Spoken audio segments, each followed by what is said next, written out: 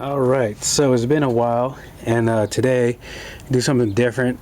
Normally I always do imports, and imports German and Japanese, but today I have to change the belt and the idler tensioner on my Tahoe. Well, it's not mine, it's an auction car, but I love these trucks, very reliable. You know what the motor is going to do. Chevy's been running them for a while. You know what the transmission is going to do. So these are awesome trucks and very, very reliable.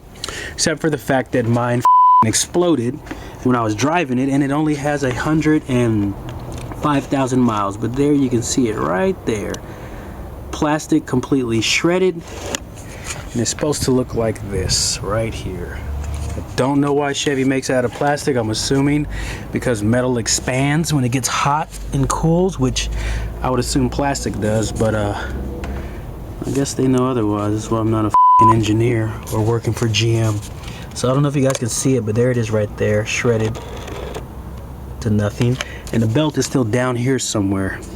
So step one, we're going to remove the fan shroud housing.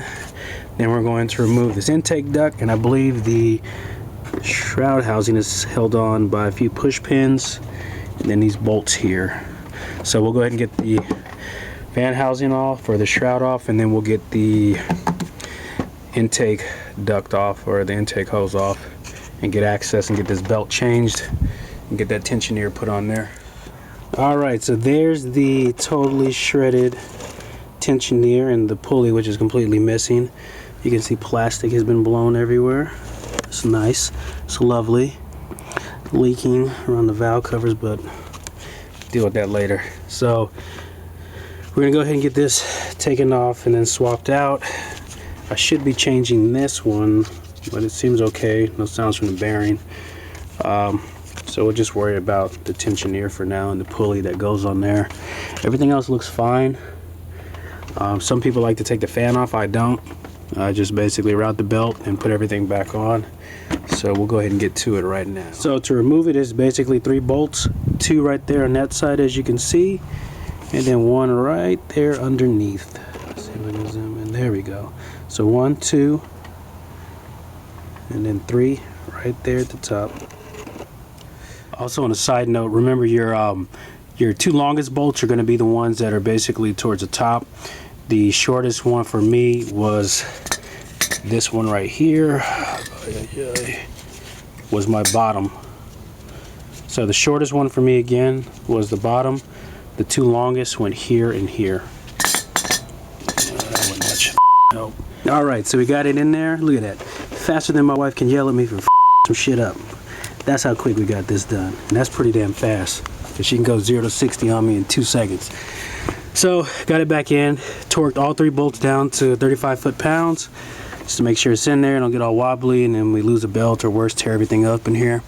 So I'm going to go ahead and crank the pulley and the tensioner back this direction, and then I'm going to slip the belt on according to the belt map right here.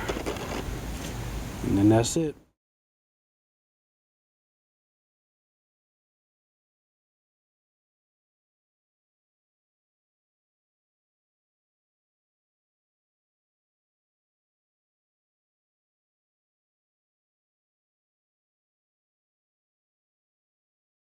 Alright, all done and running. Everything works.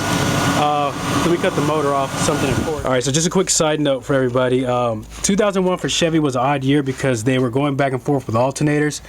I'm not sure. Some of these can be 105 and 130. For me, mine is a 130. It was changed out. So it's 130 amp. And what happens is a lot of times these guys will replace these belts, and the reason the tensioner broke on this unit, which came from auction, is because this belt here belongs on the 105 amp. So if yours is the 105 or the 110 amp, your belt's going to end in 923. If yours is 130 amp, it should end in 930. It's just not facing up right now.